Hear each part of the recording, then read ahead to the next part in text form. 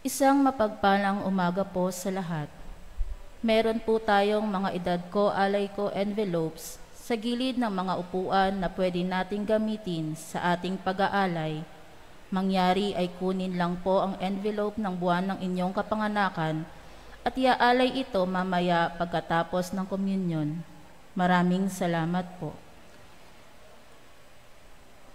Ang ating banal na misa ngayon ay kasalukuyang naka-livestream sa Facebook page ng ating parokya, San Lorenzo Ruiz Parish, Quezon City.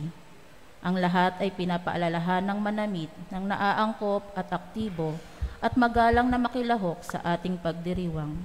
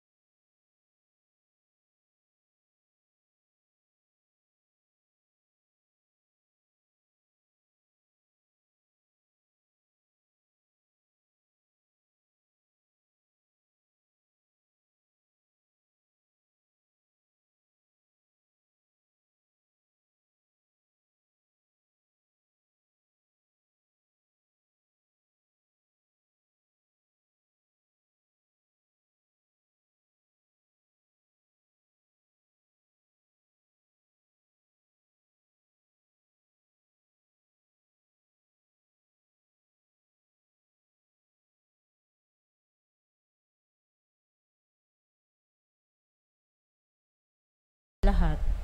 Ngayon po ang ika-4 na araw ng simbang gabi. Ang tema ng pagdiriwang ay magtiwala tayo sa Diyos. Sa ika-4 na araw ng ating nobena, pinaalalahanan tayong kung minsan hinahamon ng Diyos ang mga taong magtiwala sa Kanya kahit na tila imposible ang Kanyang mga plano. Ang salaysay tungkol sa pag-aalinlangan ni Zacarias ay babala sa atin na ang mga nagdududa sa salita ng Diyos ay mabibigla sa katuparan ng pangako ng Diyos.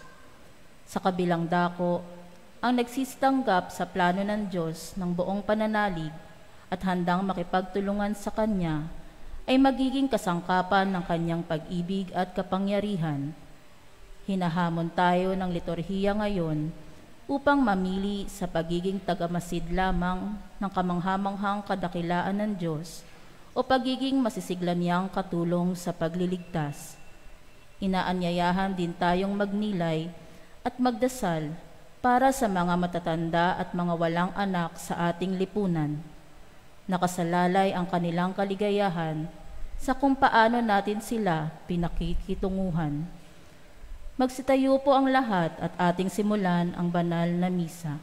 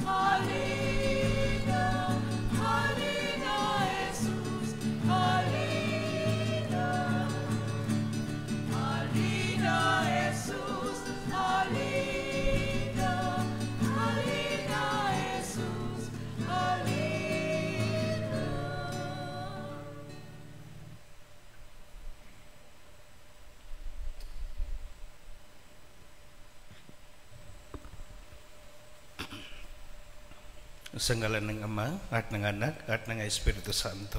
Amen. Dakilain natin ang Panginoong Diyos na bukal ng lahat ng buhay at pag-asa. Sumayin yung lahat ang kanyang biyaya at kapayapaan. At sumayin yun. Sinasamba ka namin, O Kristo, at pinagpalag ka namin. Sapagkat sa pamamagitan ng iyong banal na kapanganakan, ikaw ay nanirahan sa amin. O Jesus, aming makapangyarihang Ama, pinili mo si Maria upang maging ina ni Jesus sa lahat ng kanyang kahinaan at kapayakan. Sa pamamagitan nito, buong tapang na pinahayag ni Maria ang iyong kadakilaan at kapangyarihan. Dalangin namin sa iyong biyaya, magkaroon din kami ng lakas ng loob na tanggapin ang iyong kalooban tulad ni Maria. Amen. Mga kapatid, yayamang nagkakatipon tayo bilang mag-anak ng Diyos. Tayo'y buong pananalig na manalangin sa Panginoon at hilingin ang kanyang pagpapatawad at lakas.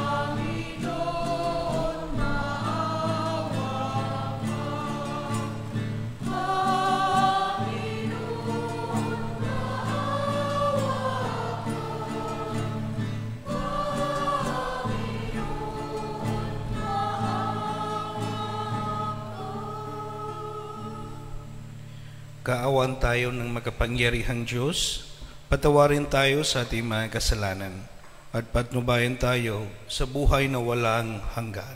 Amen.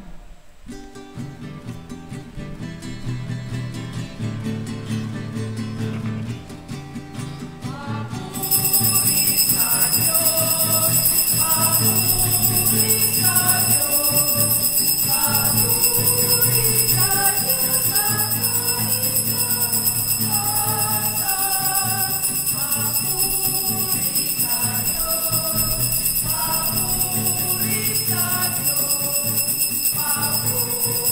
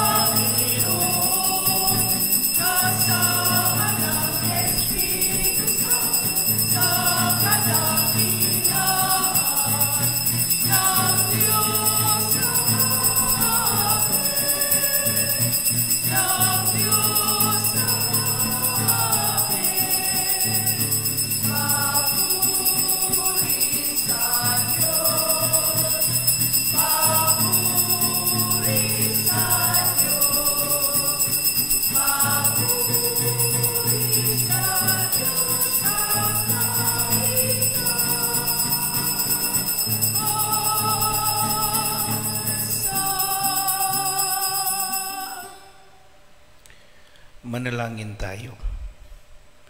Ama naming makapangyarihan, minarapat mong mahayag ang iyong kadakilaan sa pagsilang ng mahal na Birhin para sa sanlibutan. Ang dakilang misteryong ito ng pagkakatawang tao ng anak mo ay mapag-ukulan nawa namin ng lubos na pananalig at maipagdiwang namin ng may di magmamalim na pag-ibig. Sa pamamagitan niya, kasama ng Espiritu Santo, magpasawalang hanggan. Amen.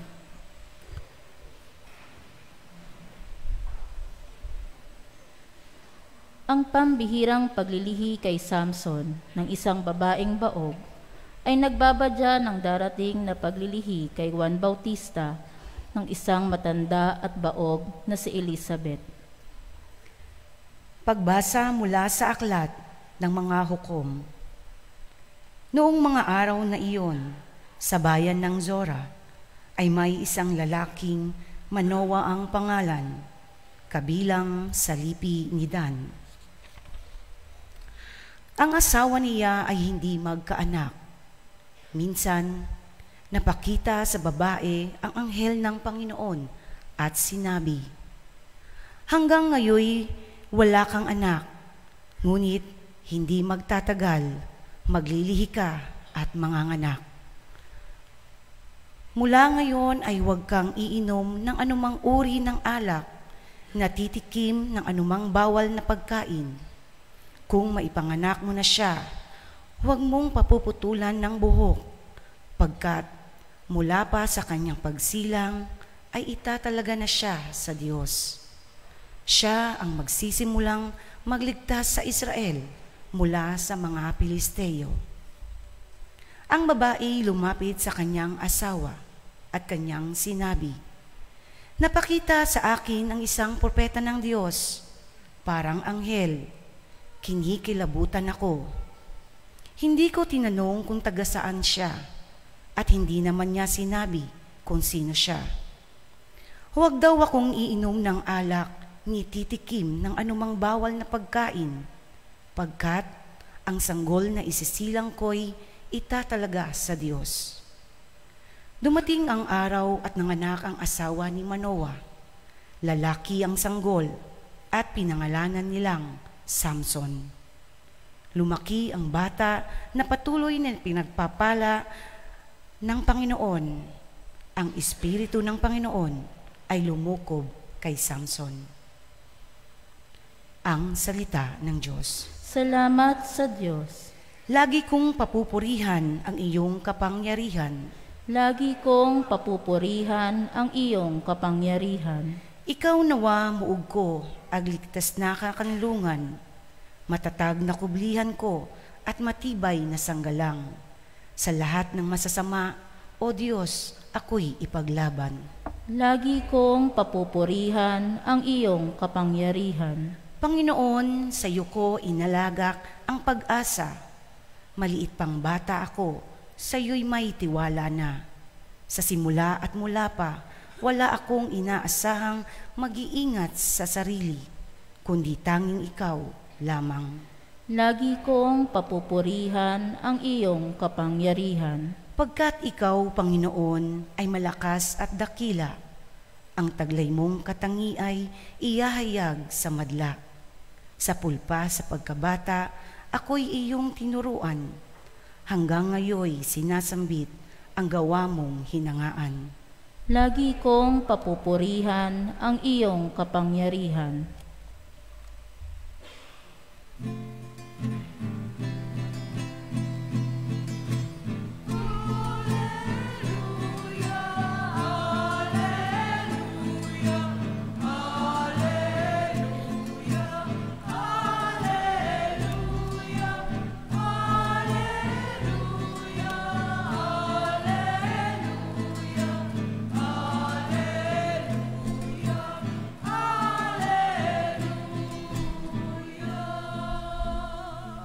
Sa ngakang ugat ni Jese, taga-akay ng marami, halina't tubusin kami.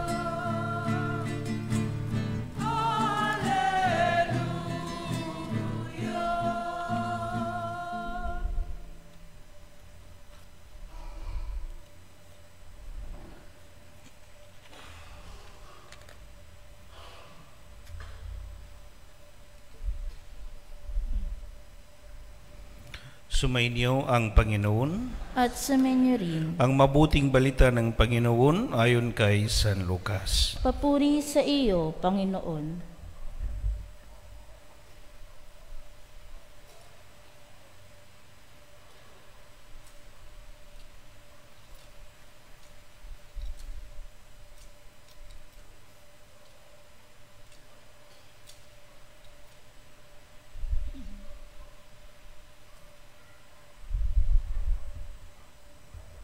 Noong si Herodes ang hari ng Hudiya, may isang saserdote na angalay Zacarias sa pangkat ni Abias at mula rin na sa lipi ni Aaron ang kanyang asawang si Elizabeth.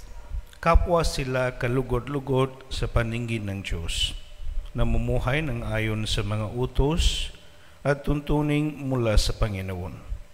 Wala silang anak sapagkat bawog si Elizabeth at sila'y matanda na. Ang pangkat ni Zacarias ang nanunungkulan noon at siya ay naglingkod sa harapan ng Diyos bilang saserdote. Nang sila'y magsapalaran ayon sa ugalian ng mga saserdote, siya ang nahirang na maghandog ng kamanyang. Kaya't pumasok siya sa templo ng Panginoon sa oras ng pagsusunog ng kamanyang. Samantalang nagkakatipon sa labas ang mga tao at nananalangin. Walang ano-ano'y napakita sa kanya ang isang anghel ng Panginoon, nakatayo sa gawing kanan ng dambanang sunugan ng kamanyang. Nagulat si Zacarias at sinidlan ng matinding takot nang makita ang anghel. Ngunit sinabi nito sa kanya, "Huwag kang matakot, Zacarias. Dininig ng Diyos ang panalangin mo. Kayo ni Elizabeth ay makakaanak ng isang lalaki at Juan ang ipangangalan mo sa kanya. Ikaw ay matutuwa at magiging maligaya at marami ang magagalak sa kanyang pagsilang sapagkat siya ay magiging dakila sa paningin ng Diyos. Hindi siya iinom ng alak o anumang inuming nakalalasing. Sa sinupupunan pa lamang ng kanyang ina, mapupuspos na siya ng Espiritu Santo. Marami sa mga anak ng Israel ang panunumbalikin niya sa kanilang Panginoong Diyos. Mauuna siya sa Panginoon, taglay ang Espiritu at kapangyarihan ni Elias, upang pagkasunduin ang mga ama at ang mga anak at panumbalikin sa daan ng matuwid ang mga suway. Sa gayon, ipaghahanda niya ng isang bayan ang Panginoon." Sinabi ni Zacarias sa anghel, "Paano ko po matitiyak na mangyayari ito? Sapagkat ako'y napakatanda na at gayon din ang aking asawa." Sumagot ang anghel, "Ako si Gabriel na naglilingkod sa harapan ng Diyos. Sinugo ako upang hatid sa iyo ang mabuting balitang sinabi ko na sa iyo. At ngayon, mabibinggi ka hindi makapagsasalita hanggang sa araw na maganap ang mga bagay na ito, sapagkat hindi ka naniwala sa mga sinabi ko na matutupad pagdating ng tagdang panahon." Samantalang naghintay naman kay Zacarias ang mga tao, nagtaka sila kung bakit nagtagal siyang nang gayon sa loob ng templo. Paglabas niya ay hindi na siya makapagsalita. Mga senyas na lamang ang ginagamit niya. Kaya natanto nila na nakakita siya ng panggitain at siya ay nanatiling pipi. Nang matapos ang panahon ng kanyang paglingkod, ay umuwi na siya. Hindi nga nagtagal at naglihi si Elizabeth at hindi ito umalis ng bahay sa loob ng 5 buwan. "Ngayoy, nilingap ako ng Panginoon," wika ni Elizabeth. "Ginawa niya ito upang alisin ang aking kadustaan sa harapan ng mga tao." Mga kapatid, ang mabuting balita ng Panginoon. Pinupuri ka namin, Panginoong Hesukristo.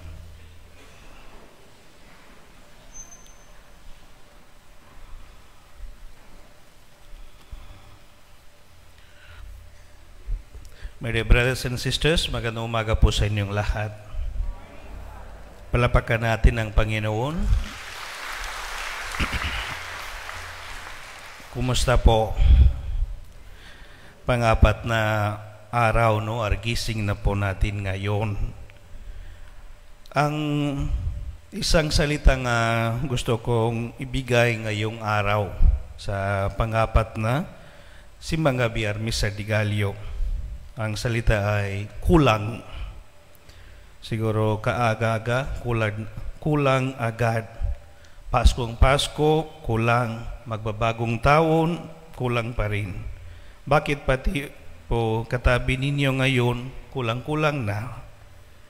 So mga kapatid, tingnan po ninyo, ngayon pa lang po, kulang na tayo. Hindi na po tayo kumpleto. Noong nakaraang Pasko, nandito pa sila. Pero ngayon, wala na sila. Ang iba sa kanila, kasi lumipat na ng bahay. Ang iba naman, sumakabilang buhay. Hindi na po tayo kumpleto. Nabawasan na tayo. At ibang mga kasama natin, noong unang Misa di Gallo, wala na ngayon. So, meron sa kanila hindi pagising, meron din naman pong baka tuluyan ng hindi magising. Isa sa mga katotohanan ng buhay sa mundo, ang karanasan natin ng pagiging kulang, ng pakukulang, ng kakulangan. Kung tutuusin, lagi naman po taglay may kulang sa atin. Minsan tayo ang nakukulang, minsan din naman po, tayo mismo ang kakulangan. So kayo po, ano ang kulang sa iyo, sa inyong buhay, sa inyong tahanan, sa inyong pamilya? Si Manoah at Zacarias, mga tauhan sa unang pagbasa at ebanghelyo natin ngayon, ika-4 na Misa di Gallo, ay may malaking kulang sa buhay nila. Wala po silang kaniyang anak. At sa isang lipunang malalim, ang pananaw ng mga biyaya ng Diyos sa mga mag-asawa ang mga anak at ang hindi magkaanak-anak ay malamang pinarusahan ng Diyos. Matindi po ang kakulangan sa buhay ng 2 taong ito. So we know, sa kultura ng mga Hudyo, ang mga anak ang malaking biyaya, malaking grasya sa pamilya mula sa Panginoon. Kung walang anak, parang malaki din ang kasalanan, malaki din ang parusa. So, kaya nga mga kapatid, ang walang anak, lalo na anak na lalaki, ay walang ambang sa ikasisilang ng pangakong Mesiyas. Malamang, damang-dama po ni Manoah at Zacarias ang kahihiyan ng kanilang pagkalalaki at kasama ng kanilang asawa. Parang pinapasok sila ng mga suspektang pagtingin ng mga kapitbahay nila. Ano kayang masamang ginawa nila? Ginawa ng mag-asawang yan at hindi magkaanak-anak. Ano po? Siguro malaki ang kasalanan niya. Kaya nga pinaparusahan sila ng Diyos. Pero mga kapatid, hindi naman po si Manoah at Zacarias ang may diferensya. Damay lang po sila talaga. Malinaw po sa mga pagbasa, bawog ang mga misis nila, ang asawa nila. Pero sa kabila ng lahat, malinaw na mahal nila ang kanilang asawa sapagkat hindi po nila sila pinalitan o dinagdagan kaya para makanak lamang. Kasi pwede man, no, it was allowed ayon sa batas nila. They can marry, they can add more so that they can have children. Pero hindi nila ginawa ito. At kapag may kulang sa buhay nila, pero hindi po yan pagmamahalan. At kapag may pagmamahalan, saktong-sakto na po kahit kulang. Higit po sa lahat, kasama ng kani-kanilang asawa, patuloy silang nanalig sa Diyos. At dahil patuloy po silang nanalig sa Diyos, hindi nila isinuko ang kanilang pag-asa sa Kanya. Kung kahit mahirap, kahit nahihiya, kahit mabigat ang nararamdaman nila, pero tuloy pa rin ang pananalig, ang pag-asa sa Panginoon. Patuloy po silang namuhay ng matuwid at naghintay sa pagdating ng Mesiyas. Marahil, dalangin nila, hindi man sila datnan ng anak, sana datnan naman sila ng grasya ng Diyos. Si Manoah at ang kanyang asawa ay dinatnan ng grasya ng Diyos sa anyo ng kanilang anak na si Samson. Kay Zacarias at Elizabeth naman po ay si Juan ang grasyang dumating. Parehong ang mga anak nila ay magiging mahalagang tao sa kaysaysayan ng kaligtasan. So they waited long time. Lalo na Zacarias, Elizabeth, matanda na sila. Senior citizen na. Pero finally they receive. They receive a gift. A pinakamahalagang gift. No, hindi lamang basta-basta, hindi lamang yung mga simpleng, ordinary yung mga gift. Ang mga anak ay naging dakila. Si Samson, no, naging isang malaking hukom sa panahon ng sa mga Israelita. At si Juan, alam natin, sabi ni Jesus tungkol kay Juan nga walang iba katulad ni Juan. Siya ang pinakadakila.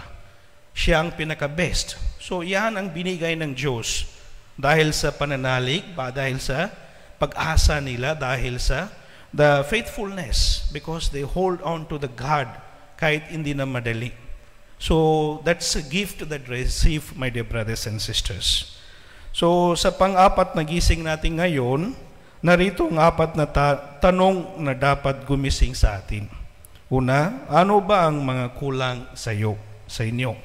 Ano ang mga itinuturing mong kakulangan sa buhay mo? Bakit ito ay kakulangan sa iyo, samantalang iyon ay hindi? So, what is lacking? What is missing in our life? Why are we not happy, peaceful, joyful? Ano po ang kulang sa ating buhay, sa ating tahanan, sa ating pamilya? Ikalawa, ano ang tingin mo, tugon mo, pasya mo, at ginagawa mo sa mga kakulangan ito? Gaano kahalaga para sa iyo ang kakulangan ito? Ito ba ang sukatan ng iyong pagkatao? Ibig sabihin, is it really deep down, the deepest desire in your heart? Ito talaga kailangan. Kasi kung wala ito, and then parang kulang ang aking buhay, kulang ang aming pamilya. So ano po yan? And then pangatlo, ikatlo, kapag nakikita mo sa iba ang kakulangan sa iyo, anong damdamin at reaction mo? Nainggit ka ba? O nakikigalag din sa kanila? Sinisiraan at pinagsususpetohan mo ba sila o binabati mo sila sa magandang nilang kapalaran? So, when you see, when you have lacking, pero others have more blessings, parang mas marami ang mga biyaya sa iba, ang mga kapatid mo, ang mga kapitbahay ninyo, anong mga friends, anong reaction ninyo? Mainggit, or maybe we join them in their joy to thank God. How do we react to the blessings of others? And then, ikaapat, kapag nakikita mo naman ang mga kulang sa iba, ano bukang bibig mo? Anong laman ng isip mo? Ano ang ginagawa mo? No, because like I said in the beginning, para sa mga Hudyo, kung walang anak, surely sabihin ng mga kapitbahay, ano kaya ang malaking kasalanan nila? Sila ay parang malaki talagang kasalanan. They are not good people. No, that is what they see, and then that's what they say. But what about us? No, kung alam natin ang ating mga friends or family members or ang mga kapitbahay, meron silang problema, meron silang issue, maybe they are going through crisis, maybe there are some scandals happen, the fights happen. How do we see? How do we approach? Or how do we react? How do we respond, my dear brothers and sisters? Do we spread? Because masaya tayo nga, meron silang problema, malaki ang mga kulang sa buhay nila, or it's parang entertaining, or do we do something to reach out to these people? So kasi it is all part of our journey, my dear brothers and sisters. So my dear brothers and sisters, malaki at marami ang kulang sa ating buhay. All of us experience that lacking. Kaya nga nandito na tayo. Kasi kung punong-puno ng ating buhay, walang kulang, sakto ng buhay, I think hindi na kailangan magsimba, di ba? Kasi everything we have, meron ng lahat sa atin. Bakit na magsasimba? Bakit na hingi ko sa Panginoon? Kasi hindi na kailangan, di ba?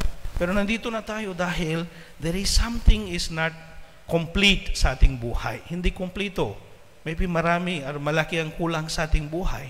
Kaya nga nandito na tayo, humingi tayo ng tulong, humingi tayo ng gabay, humingi tayo ng mga biyaya. Diba? That is what.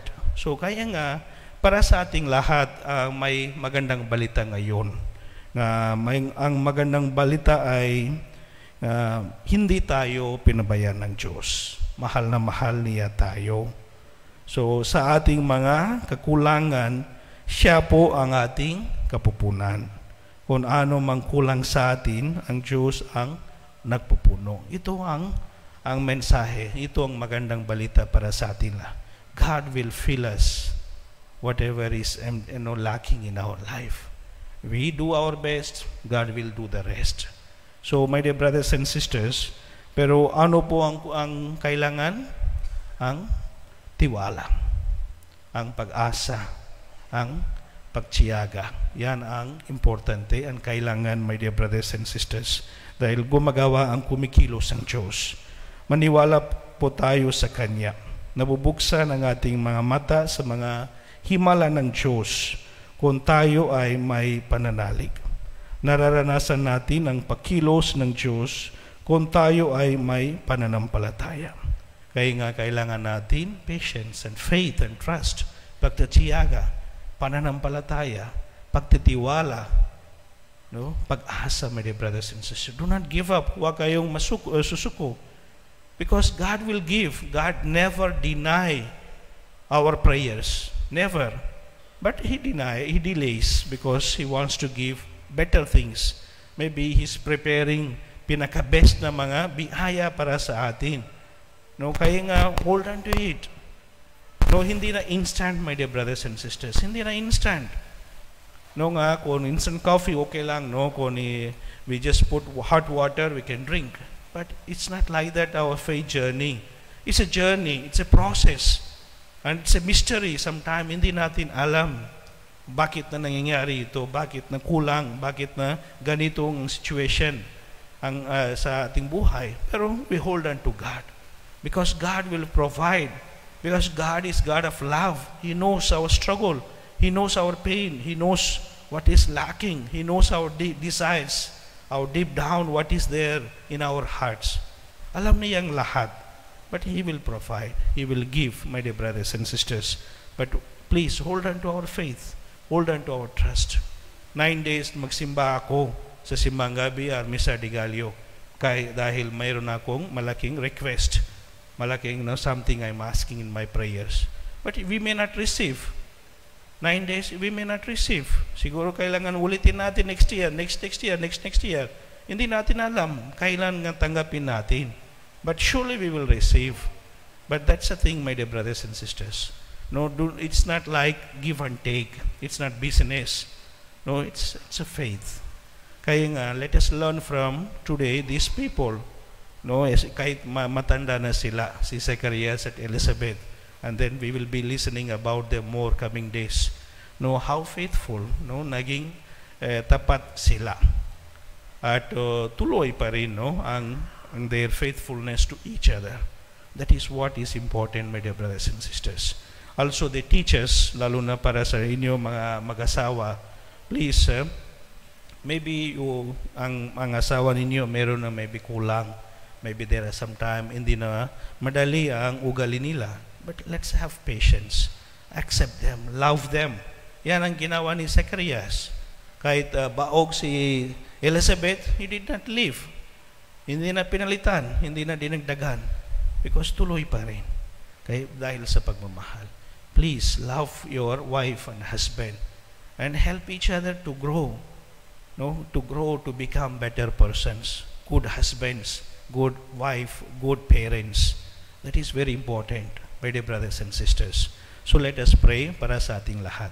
And especially for us, those who are expecting a lot or maybe marami ang kulang sa ating buhay. Let us ask the intercession of especially Zacharias and Elizabeth or Manoah and ask them to help us that we may hold on to our faith, that we may hold on to our hope, and that we may hold on to trusting in God so that one day that we may receive not only what we are asking but more than we are asking, because God is good and God is loving Father and God is generous.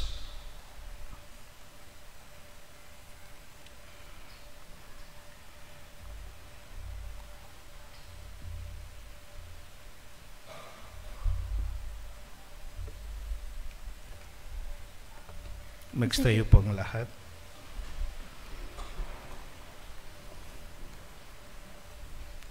Dahil pinagtibay ng Panginoon ang kagustuhan natin, gumawa natin ng tama at mabuti, tayo dumulog ngayon at umiling sa Kanya ng patnubay at gabay. At itutugon, Panginoon, nananalig kami sa iyo.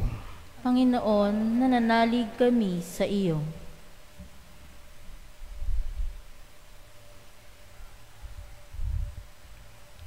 Para sa lahat ng nananampalataya sa buong mundo, naway tanggapin nila ang salita ng Diyos at buong pagpapakumbabang isabuhay ito. Manalangin tayo. Panginoon, nananalig kami sa iyo.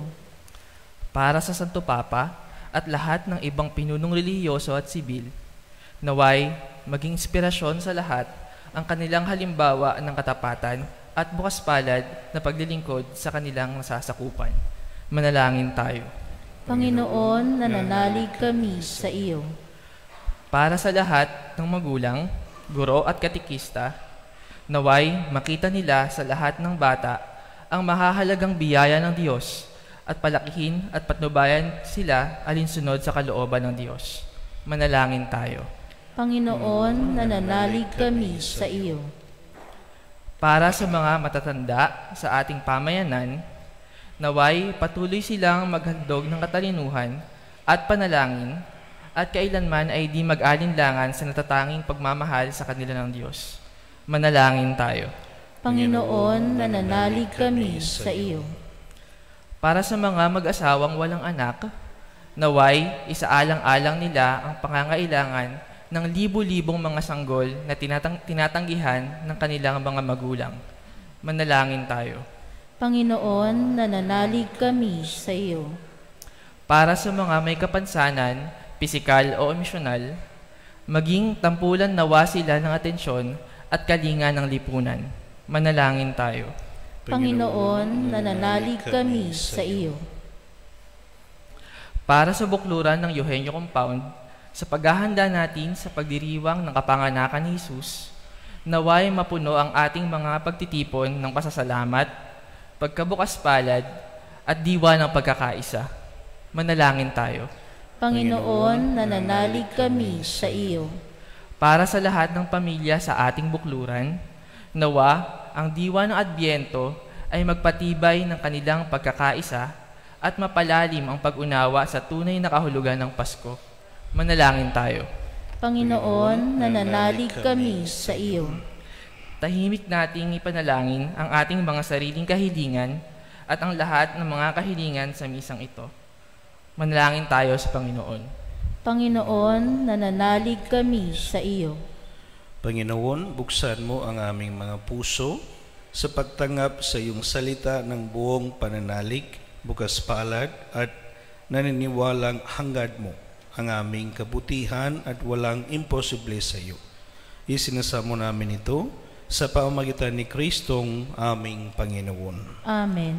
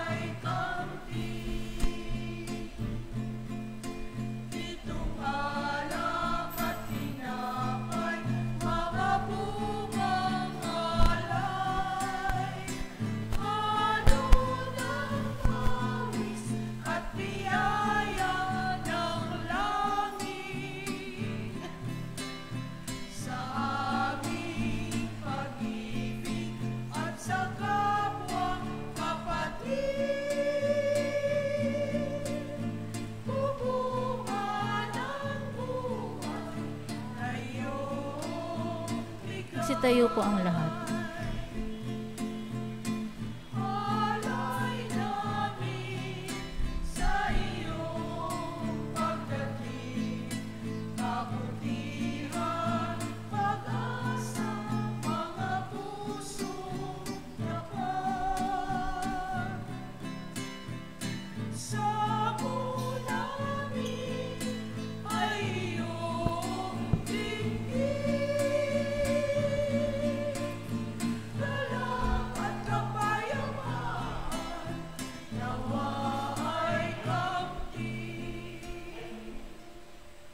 Manalangin kayo mga kapatid upang ang paghahain natin ay kalugdan ng Diyos amang makapangyarihan.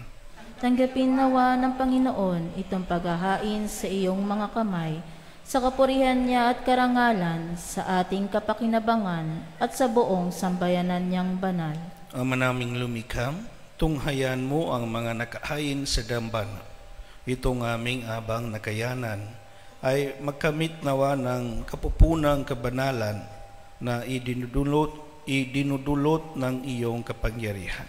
Sa pamamagitan ni Jesucristo, kasama ng Espiritu Santo, magpasawalang hanggan. Amen. Sumainyo ang Panginoon. At sumainyo rin. Itaas sa Diyos ang inyong puso at diwa. Itinaas na namin sa Panginoon. Pasalamatan natin ang Panginoong ating Diyos. Marapat na siya ay pasalamatan. Ama naming makapangyarihan, tunay ang marapat na ikaw ay aming pasalamatan sa pamamagitan ni Jesucristo na aming Panginoon. Ang pagsusugo mo sa Kanya ay ipinahayag ng lahat ng mga propeta. Ang pagsilang niya ay pinananabikan ng mahal na Berhin, Kanyang inang tunay sa kapangyarihan ng Espiritong Banal. Ang pagdating niya ay inilahad ni San Juan Bautista sa kanyang pagbibinyag. Ngayon pinaghahandaan namin ang maligayang araw ng kanyang pagsilang. Kami nananalangin lubos na makaharap sa kanyang kadakilaan. Kaya kaysa ng mga anghel na nagsisiyawit ng papuri sa iyo, nang walang humpay sa kalangitan, kami nagbubunyi sa iyong kadakilaan.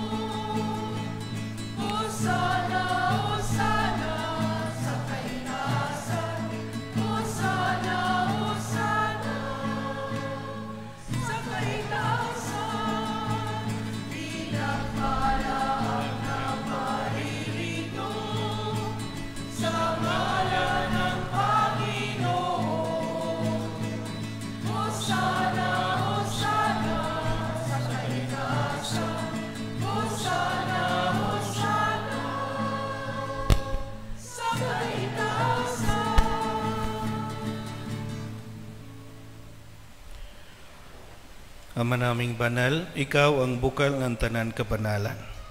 Kahit sa pamamagitan ng iyong Espiritu, gawin mong banal ang kaloob na ito upang para sa amin maging katawan na dugo ng aming Panginoong Hesukristo. Bago niya pinigtisan kusang loob na maging handog, hinawakan niya ang tinapay. Pinasalamatan kaniya. Pinaghati-hati niya iyon, iniabot sa kanyang mga alagad at sinabi, "Tanggapin ninyang lahat ito at kanin. Ito ang aking katawan na ihahandog para sa inyo."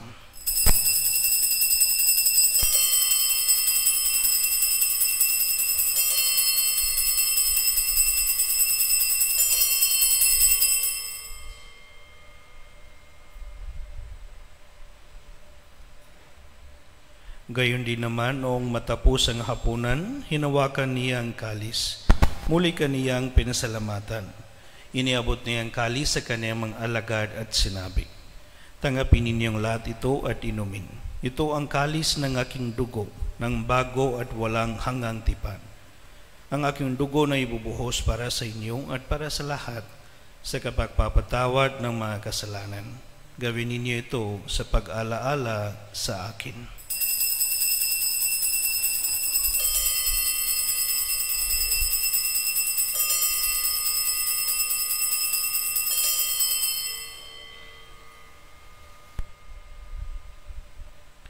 Ipagbuni natin ang misteryo ng pananampalataya.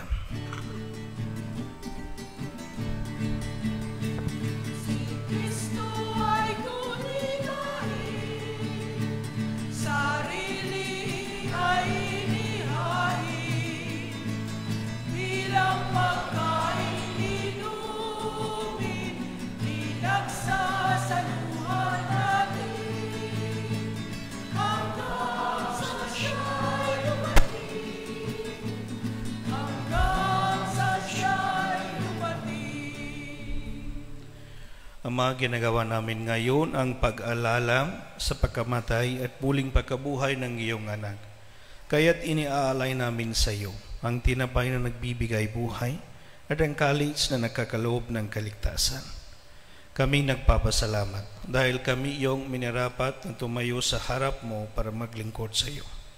Isinasamo namin kami magsasalo-salo sa katawan ng dugo ni Kristo ay mabuklod sa pagkakaisa sa pamagitan ng Espiritu Santo. Ama, lingapin mo ang iyong simbahan laganap sa buong daigdig. Puspusin mo kami sa pag-ibig kaysa ni Francisco naming Papa at ni Roberto naming Obispo at ng Tanan Kaparian. Alalahanin mo rin ang mga kapatid namin na himlay nang may pag-asang sila'y muling mabubuhay. Gayon din ang lahat ng mga pumanaw.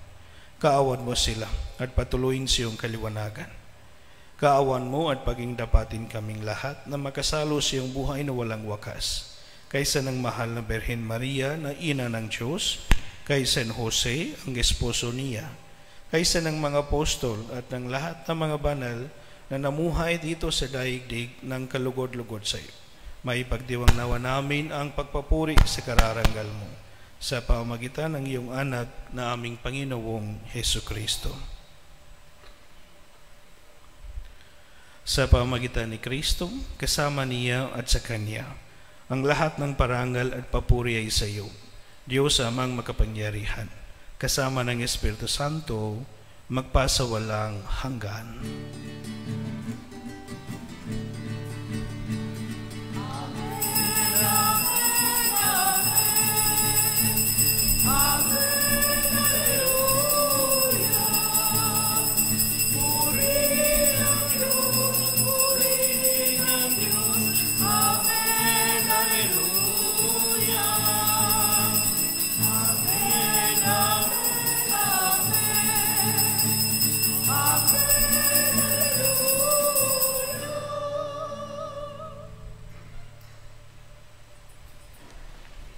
Sa tagubilin ng mga nakagagaling na utos at turo ni Jesus na Panginoong natin at Diyos, ipahayag natin ng lakas loob.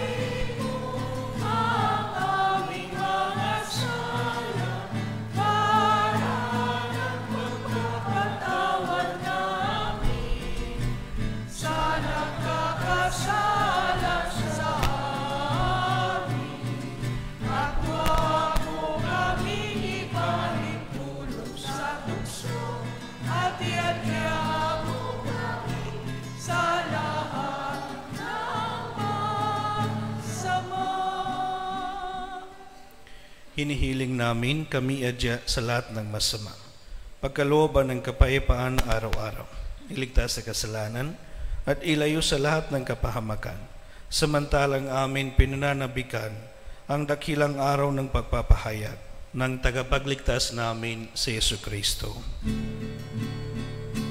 Sa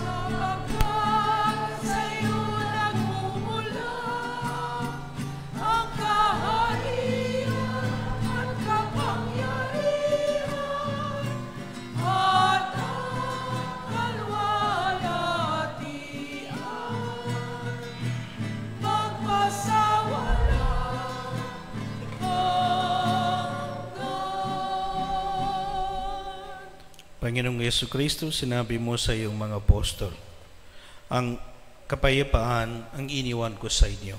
Ang aking kapayapaan ang ibinibigay ko sa inyo. Tunghayan mo ang aming pananampalataya at huwag ang aming pagkakasala. Pagkalooban mo kami ng kapayapaan at pagkakaisa ayon sa iyong kalooban.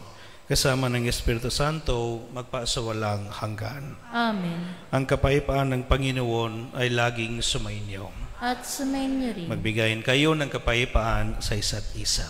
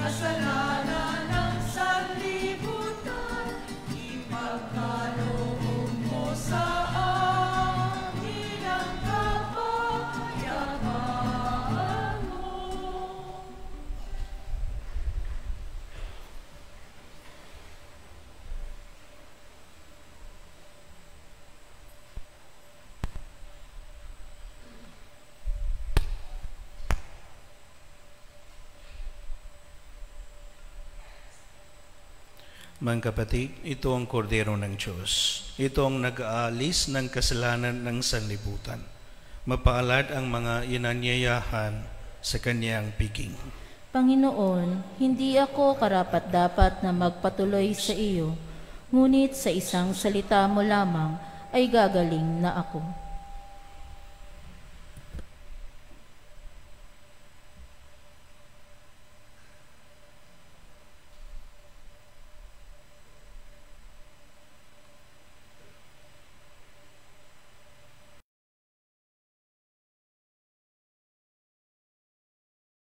Espiritual na pakikinabang. O Jesus ko, naniniwala ako na ikaw ay tunay na naririyan sa banal na sakramento. Minamahal kita ng higit sa lahat at ninanais ko na ikaw ay tanggapin sa aking kaluluwa. Bagamat sa sandaling ito ay hindi kita matatanggap sa paraang sakramental, pumarito ka man lamang sa aking puso sa paraang espiritual. Tinatanggap kita na ikaw na naririto at buong puso akong nakikipag-isa sa iyo.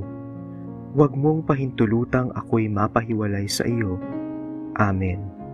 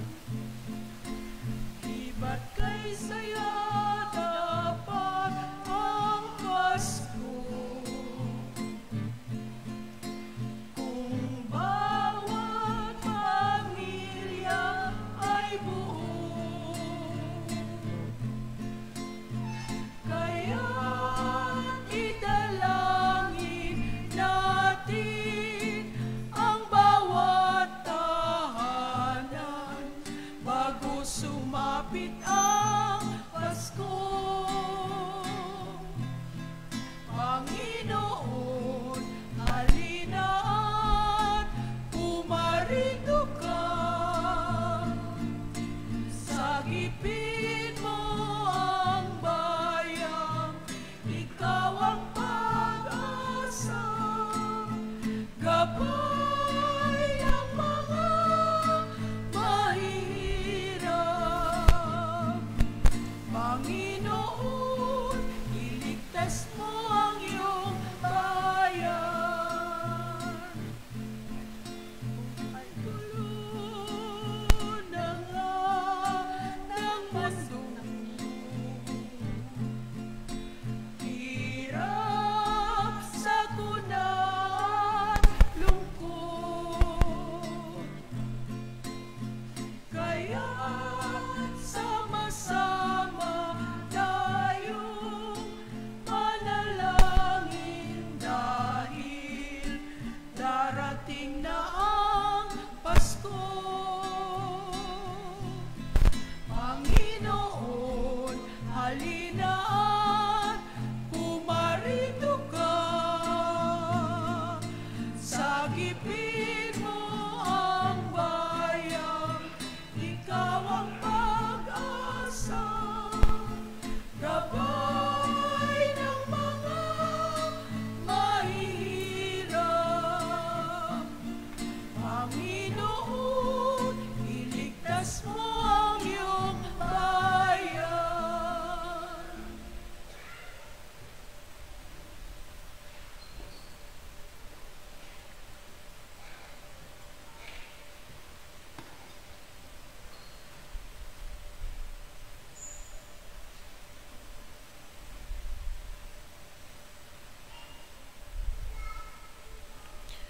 Manalangin tayo.